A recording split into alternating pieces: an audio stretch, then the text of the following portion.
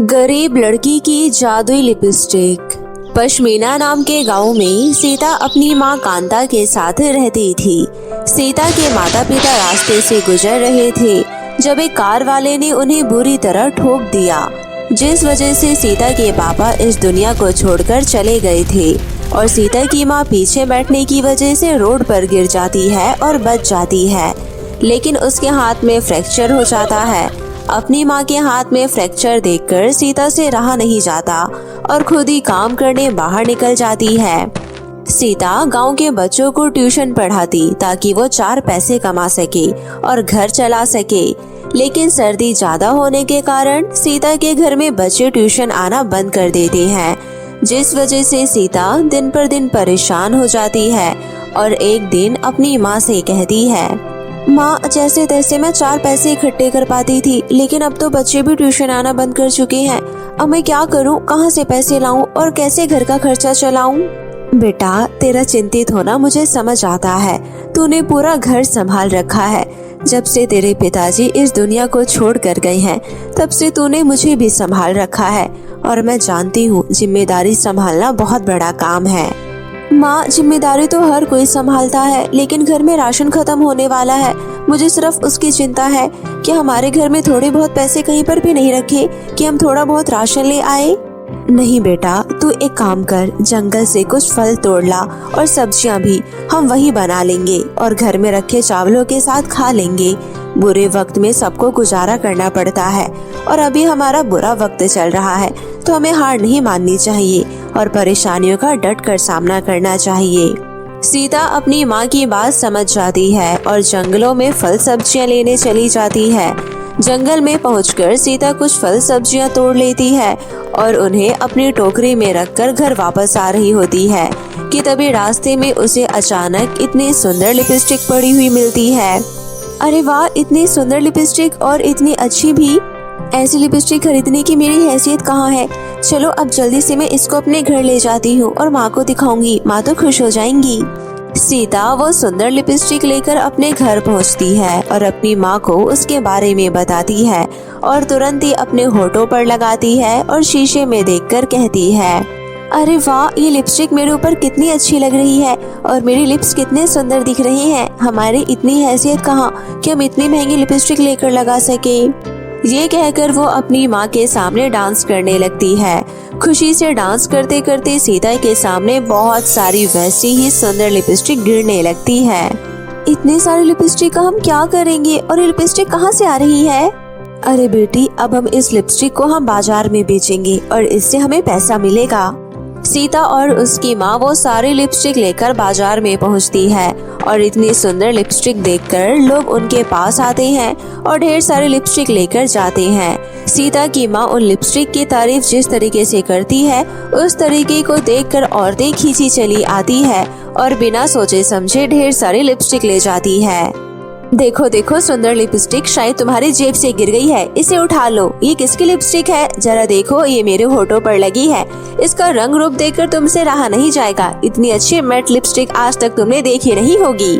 कांता के हाथ में फ्रैक्चर जरूर था, लेकिन उसकी जुबान और उसके ग्राहक को बुलाने का तरीका बहुत अच्छा था, जिस वजह से गांव की औरतें खींची चली आती है और ढेर सारी लिपस्टिक खरीद कर ले जाती है, जिस वजह से सीता और सीता की माँ को बहुत ज्यादा मुनाफा होता है और वो ऐसे ही कई महीनों तक लिपस्टिक बेचती हैं। तभी सीता कहती है, माँ, जो लिपस्टिक मुझे जंगल में मिली थी वो जादुई लिपस्टिक है, क्योंकि इतनी सारी लिपस्टिक उस एक लिपस्टिक से निकल रही है और हमें बेचकर बहुत मुनाफा भी हो रहा है। सीता और उसकी माँ मिलकर अपने घर को बहुत अच्छे से रिपेयर करती हैं और उसमें जरूरत की सारी चीज लाकर रखते हैं। धीरे धीरे वक्त के साथ साथ लिपस्टिक बेचकर दोनों माँ बेटी को बहुत मुनाफा होता है और उनके घर की रंगत बदल जाती है। लोग उनके घर की रंगत देखकर हैरान रह जाते हैं। तभी एक दिन कांता की पड़ोसन दोस्त विमला आती है और कहती है, अरे वाह कांता, तेरे घर की तो रंगत ही बदल गई। गांव वाले देखकर हैरान हैं कि कुछ महीनों में ऐसा क्या हो गया जो तेरा घर चमकने लगा और तुम दोनों माँ बेटी भी। अरे अब बस तो देखती जा, हम माँ बेटी को हम एक दिन अपने इस छोटे से घर को बड़ा घर बना देंगे। अच्छा, मुझे दोस्त मानती है तो मुझे भी इस राज का पता बता दे, मैं भी अमीर हो जाऊं। अपनी दोस्त की बातों में आकर कांता उसे सब कुछ बताती है और विमला एक चालाक, चतुर और लालची औरत होती है जिसे पैसे के सिवा कुछ भी नहीं सोचता। देख, मैंने तुझे इस जादू लिपस्टिक का राज तो बता दिया, लेकिन ये राज तू किसी के सामने मत बता दियो। जादू लिपस्टिक लगाते ही कांता बहुत सुंदर दिख रही होती है और कांता जैसे ही कहती है, काश हमारे पास इतना सारा पैसा होता कि हम अपने इस छोटे से घर को बड़ा घर बना सके।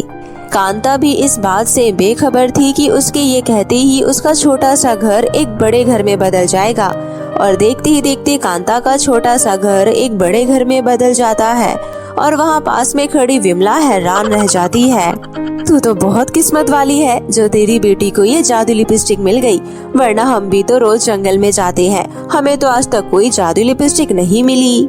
लेकिन इस जादू लिपस्टिक का हम गलत कामों में इस्तेमाल नहीं करेंगे, भगवान ने मुझे कुछ सोच समझ कर दी है।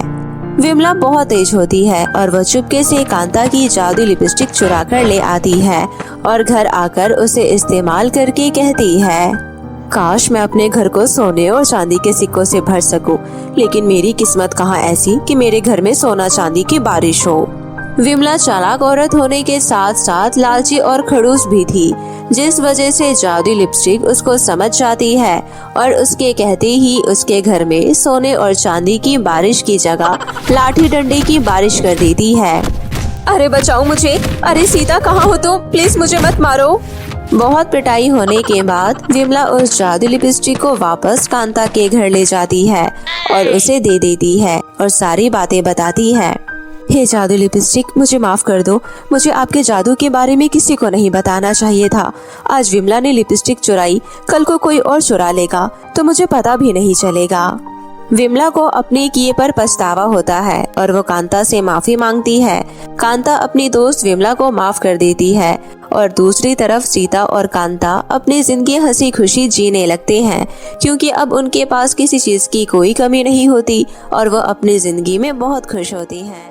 जादुई यूनिकॉर्न ड्रेस। यूपी के छोटे से गांव में पूजा नाम की एक लड़की अपने माता पिता के साथ रहती थी। पूजा बचपन से ही बहुत सुंदर थी। पूजा के सुंदर घने काले बाल उसकी सुंदरता पर चार चांद लगाते थे। पूजा ने बहुत सारे फैशन शो में पार्टिसिपेट किया था और उसमें वो जीतती भी थी।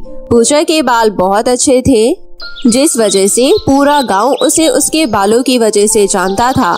पूजा गरीब घर से थी, लेकिन उसके सुंदर बाल और सुंदरता देखकर बड़े बड़े फैशन शो उसे इनवाइट किया करते थे और उसमें वो जीत कर आया करती थी, जिस वजह से पूजा के गरीब माता पिता भी उसे फैशन शो में पार्टिसिपेट करने के लिए कहते थे। एक दिन की बात है जब पूजा के गांव में फैशन शो की अनाउंसमेंट होती है। उस अनाउंसमेंट में बताते हैं कि यूपी में पहली बार ऐसा फैशन शो होने वाला है जहां सभी स्टेट्स की अच्छी अच्छी मॉडल्स आने वाली होती है। ये सुनकर पूजा भी बहुत खुश होती है, क्योंकि यूपी के पूरे गांव में पूजा की सुंदरता के बराबर कोई नहीं था, जिस वजह से पूजा उस फैशन शो में पार्टिसिपेट करने का डिसाइड करती है। फैशन शो में पूरे 2 दिन बाकी होते हैं। पूजा बाकी कंटेस्टेंट की तरह अपना रजिस्ट्रेशन करवाती है और 2 दिन बाद सभी कंटेस्टेंट यूपी में पहुंचते हैं और फैशन शो स्टार्ट होने से 1 घंटे पहले पूजा भी वहां पहुंच जाती है। अलग अलग स्टेज होती हैं, सभी कंटेस्टेंट उसमें अपना बेस्ट देते हैं और जैसे जैसे स्टेज बढ़ती जाती हैं वैसे वैसे कंटेस्टेंट कम होते रहते हैं। 3rd स्टेज पर 4 ही कंटेस्टेंट रह जाते हैं। पूजा उन सब में से एक थी जो लास्ट स्टेज तक उन चारों कंटेस्टेंट के साथ पहुंचती है। सभी कंटेस्टेंट को पता था कि पूजा इसी गांव से है और सभी कंटेस्टेंट उससे जलने लगते हैं। पूजा हर स्टेज पर पहले नंबर पर थी और वो उसके पीछे यानी दूसरे नंबर की कंटेस्टेंट सोम्या मुंबई जैसे अच्छे शहर से आई होती है, जो पूजा से जलने लगती है। अगर ये पूजा मेरे साथ रही तो ये जीत जाएगी और मैं ऐसा कैसे होने दे सकती हूँ। मुंबई की रानी कहलाती हूँ मैं, हमेशा पहले नंबर पर जीतती हूँ मैं, उसको आगे नहीं बढ़ने दूंगी। अगली सुबह लास्ट स्टेज होती है। पूजा, सोम्या, काव्या और गुड़िया अपने लास्ट और इम्पोर्टेंट दिन पर बहुत अच्छा दिखना चाहती थी, जिस वजह से सभी अपने अपने रूम में तैयार हो रहे होते हैं। सोम्या बहुत चालाक लड़की होती है, जो सभी को तैयार होता हुआ देखकर चुपचाप दबे पैरों से पूजा के कमरे में जाती है। और बताओ पूजा, कैसा लग रहा है इस स्टेज तक पहुंचकर?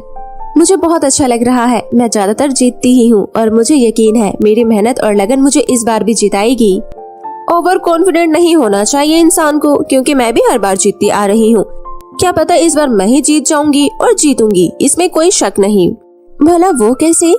इतना कहते ही सोमिया पास में रखी पूजा की ड्रेस पर जूस गिरा देती है और हंसते हुए कहती है ऐसे शायद तुम्हें पता नहीं कि सोमिया कभी हारती नहीं है, फिर चाहे मैं कैसे भी जीतूं। तुम भी याद रखोगी कि किसी सोमिया से पाला पड़ा था तुम्हारा।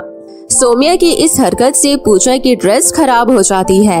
इवेंट शुरू होने में कुछ टाइम बचा होता है, सभी तैयार होते हैं और अगर कोई लेट होता है तो वो पूजा, और सबसे पहले पूजा को ही वॉक करनी थी।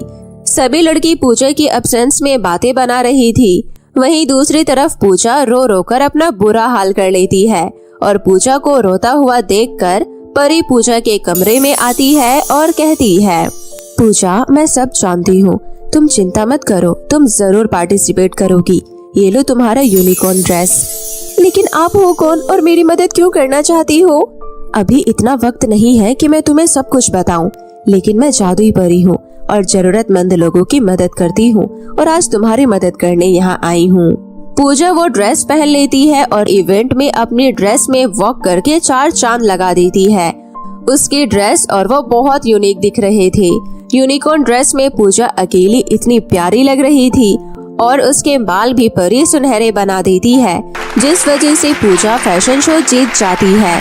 वहीं पास में खड़ी सोमिया चलकर अपनी किस्मत को कोसती है और अपनी गलती मानकर पूजा से भी माफी मांगती है और इस तरह पूजा शो जीतकर अपने माता पिता को घर पहुंचकर शो से जीते हुए पैसे देती है और दिल से परी का धन्यवाद करती है। पूजा और उसकी फैमिली बहुत खुश होती है और पूजा की लगन मेहनत उसे जिता देती है और यूनिकॉर्न ड्रेस पूजा घर में संभाल कर रखने जाती है। तभी यूनिकॉर्न ड्रेस कहती है, तुम चाहो तो मुझसे कुछ भी मांग सकती हो, मैं तुम्हारी हर इच्छा को पूरी करूंगी पूजा। अरे तुम बोलती हो, मैंने पहली बार बोलती हुई ड्रेस देखी है, तो चलो इसी खुशी में मुझे बहुत सारे पकोड़े खाने को दे दो। पूजा उससे जैसी ही कहती है उसके सामने गर्मा गर्म पकोड़े आ जाते हैं।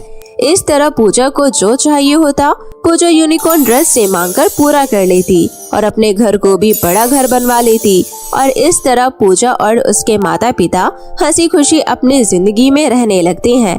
अब उन्हें किसी चीज की कोई कमी नहीं होती है। बहुत समय पहले की बात है, रसूलपुर नामक गांव में 2 बहनें रहा करती थी। सीता और गीता दोनों बहुत समझदार थी। सीता हमेशा अपनी छोटी बहन गीता को पढ़ाया करती थी और उसे अच्छी अच्छी बातें सिखाया करती थी। सीता और गीता के माता पिता बहुत गरीब थे। दोनों मजदूरी करके जैसे तैसे अपना घर खर्च चलाते थे। सीता की माँ घरों में काम करती थी और सीता के पापा मजदूरी का काम किया करते थे। उससे जो भी कमाया करते उसी में अपना गुजारा किया करते थे। सीता एक बहुत काबिल लड़की थी। वो हमेशा स्कूल में टॉप किया करती थी और बहुत ही साधारण तरीके से रहा करती थी। लेकिन वहीं दूसरी तरफ गीता समझदार होने के साथ साथ अपनी क्लास में टॉप किया करती थी। लेकिन उसके बहुत सारे शौक थे, जैसे कि उसे तैयार होना पसंद था, घूमना पसंद था, जंक फूड खाना पसंद था। ऐसे ही एक दिन उनके कॉलेज में चिल्ड्रंस डे से एक दिन पहले सभी बच्चों को नोटिस मिलता है कि वो अपने अपने घर से स्वादिष्ट स्वादिष्ट व्यंजन बनाकर लेकर आएंगे और स्कूल में उसे बेचेंगे। ये पढ़कर गीता बहुत खुश होती है और स्कूल की छुट्टी के बाद गीता अपनी बहन से रास्ते में चलते चलते कहती है, दीदी आपने सुना है स्कूल में सभी बच्चे अपने अपने घर से स्वादिष्ट व्यंजन बनाकर लेकर आएंगे और उन्हें स्कूल में आकर बेचेंगे, क्योंकि कल चिल्ड्रंस डे है, बहुत मजा आएगा। देखो गीता, मुझे तो अपनी पढ़ाई ही पसंद है, ये सब तुम एंजॉय करो क्योंकि तुम अभी बहुत छोटी हो। क्या बनाकर लेकर जाऊं दीदी, मुझे तो समझ ही नहीं आ रहा। माता पिता हमारे लिए मुश्किल से तो खाना लेकर आ पाते हैं और शायद ही हमारे घर में आज राशन रखा होगा, चलो घर चलकर देखते हैं, जो भी रखा होगा उसके हिसाब से हम कुछ बना लेंगे। दोनों बहनें बातें करते करते घर पहुंच जाती है। उसके बाद गीता खुशी से रसोई में जाती है। सीता भी रसोई में आ जाती है। दोनों बहनें राशन देख रही होती है, लेकिन घर में सिर्फ दालों के अलावा कुछ भी नहीं रखा होता है। तभी सीता कहती है, तुमने मुंह क्यों बना लिया? तुम्हें तो पता ही है ना, इन दालों से बहुत कुछ बन सकता है। चलो मैं तुम्हें बहुत अच्छी रेसिपी बताती हूँ। लेकिन बच्चे दाल पसंद नहीं करते दीदी। बच्चे दही बड़े खाना बहुत पसंद करते हैं और मुझे बहुत अच्छे दही बड़े बनाने आते हैं, तो मेरे ऊपर छोड़ दो, मैं तुम्हें सुबह सुबह सब कुछ तैयार करके दे दूंगी। अभी मैं जल्दी से दाल भिगो कर रख देती हूँ और बाकी चटनियाँ बनाकर भी तैयार कर लेती हूँ। इस तरह सीता दही बड़े बनाने की सोच लेती है और सारा सामान तैयार कर लेती है। और अगले दिन सुबह होती है। सीता अपनी बहन के लिए सारा सामान तैयार करके पैक कर देती है और दोनों बहनें इकट्ठे स्कूल चली जाती है। वहाँ जाकर गीता सभी बच्चों को देखती है तो सभी बच्चे बहुत सुंदर सुंदर और अच्छे दिखने वाले व्यंजन लेकर आते हैं, लेकिन वो अपने लाए हुए दही बड़ों से खुश नहीं होती। लेकिन फिर भी वो अपना स्टॉल लगाती है। सभी के स्टॉल पर जंक फूड था। बहुत कम बच्चे हेल्दी खाना बनाकर लाए थे, लेकिन जैसे ही गीता अपने स्टॉल को तैयार करती है, वहाँ खड़ी टीचर और बच्चे उसके दही बड़े देखकर बहुत खुश हो जाते हैं और कहते हैं, सभी के स्टॉल पर जंक फूड लगा है, लेकिन तुम्हारे स्टॉल पर इतना अच्छा और हेल्दी खाना लगा है। मैं तो तुम्हारे हिसाब से ही खाऊंगी। बताओ इसका प्राइस क्या है? स्वादिष्ट और हेल्दी व्यंजन सिर्फ 50 रुपए प्लेट। आइए मैडम, आपके लिए तो मैं मुफ्त में बना दूंगी। गीता की टीचर गीता की हेल्दी व्यंजन को खाकर बहुत खुश होती है। इसके बाद सभी एक एक करके गीता के स्टॉल पर आ जाते हैं और ज्यादातर लोग गीता के स्टॉल पर ही दिखते हैं। ये सब देखकर पास में खड़ी लड़की अंजलि बहुत जलती है और वो उसके स्टॉल के पास जाने का मौका ढूंढती है। और जैसे ही गीता अपने प्रिंसिपल को दही बड़े देने जाती है, तभी अंजलि उसकी चटनी में ढेर सारा नमक मिला देती है। थोड़ी देर बाद गीता अपने प्रिंसिपल को दही बड़े खिलाकर आती है और प्रिंसिपल उससे बहुत खुश होती है और अंजलि की हरकतों से बेखबर गीता फिर से दही बड़े बेचने लगती है। तभी बच्चे खूब मजे से दही बड़े के निवाले खा रहे होते हैं और फिर सब बच्चे एक साथ निवाले मुंह से थूक देते हैं। तुमने ये घटिया सा क्या बना कर रखा है?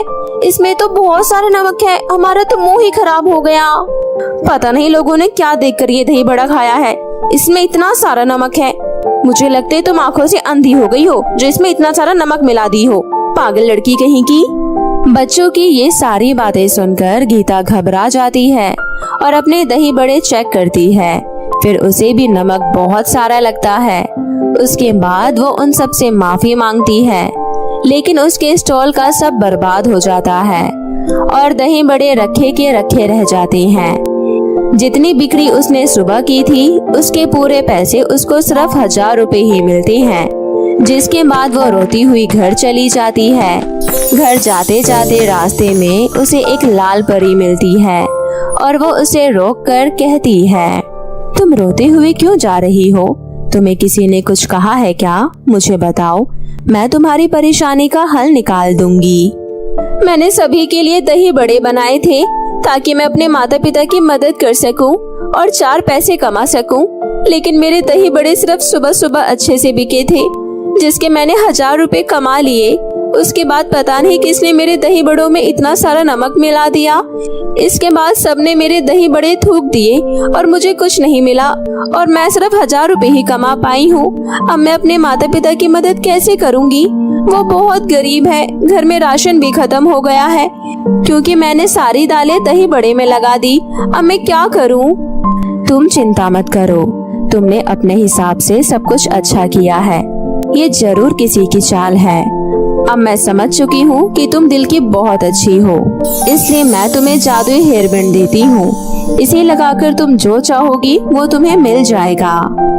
क्या सच में जादुई हेयरबैंड जैसी भी कोई चीज होती है क्या? मुझे तो आज तक नहीं पता था, लेकिन अगर आप कहती हो तो मैं चेक करूंगी। लाल परी की बातें सुनकर गीता बहुत खुश होती है और अपने घर पर भागी भागी जाती है।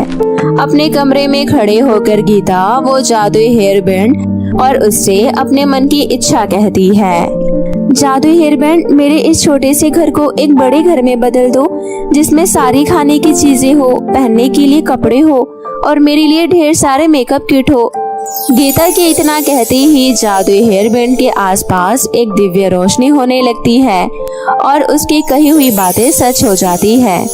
उसका एक छोटा सा घर बड़े घर में बदल जाता है, जिसमें उसकी इच्छा के हिसाब से सारा सामान होता है। अपने बड़े से घर को देखकर गीता बहुत खुश होती है और ये सब देख रहे उसके माता पिता बहुत हैरान हो जाते हैं। तभी गीता उन्हें जाकर सब कुछ बताती है और फिर उसके बाद उसके माता पिता लाल परी का धन्यवाद करते हैं, जिसके बाद गीता अपने जादुई हेयरबैंड की मदद से अपने हर काम को आसान कर लेती है और अपनी इच्छा को पूरा कर लेती है। साथ ही साथ वो गरीब लोगों की मदद करती है, जिसके बाद गांव के सभी लोग उनसे बहुत खुश होते हैं और उनके घर में आने जाने लगते हैं। वहीं दूसरी तरफ गीता के माता पिता मजदूरी का काम छोड़ देते हैं और उसकी माँ घरों में काम करना भी छोड़ देती है। उनके पास रहने के लिए बहुत अच्छा घर हो जाता है, जिसमें जरूरत की सारी चीजें होती है और सभी इस प्रकार हंसी खुशी रहने लगते हैं।